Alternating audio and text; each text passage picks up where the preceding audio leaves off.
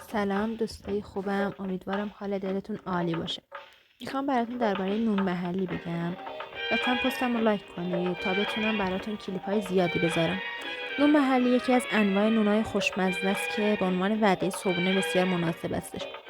برای پخت نون اگه خمیرمون آماده بود تنور رو روشن میکنیم. برای تنور گلی از مواد اشعاع‌زایی مثل پشگلی گاو و گوسفندی که خشک شدن استفاده میکنن. اینجا اجازه میدیم تا آتیش کاملا به زغال تبدیل بشه. صدای دلنشی دارید، یکم صداشو گوش بدین چقدر خوبه.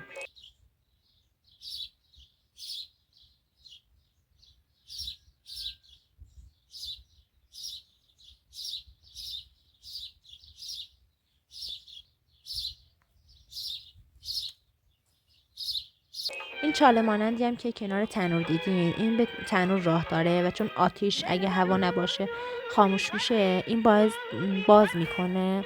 اینو باز میکنن و در تنور رو میبندن تا آتیش بسوزه.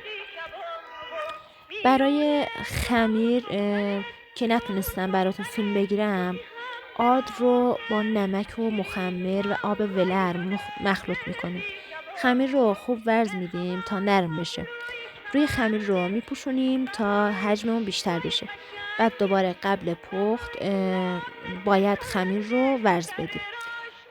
خمیر رو به چونه های کوچیک تقسیم میکنیم همونجوری که تو تصویر قبلی دیدین. هر چونه رو با وردنه به شکل دایره در میاریم تا یکم بزرگتر بشه.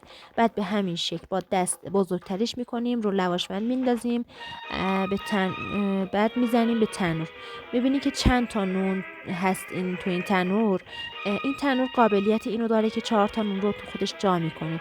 در این مرحله در تنور رو میذاریم، چند دقیقه بعد نونمون آماده است و در میاریم از تنور رو نوش جان میکنیم.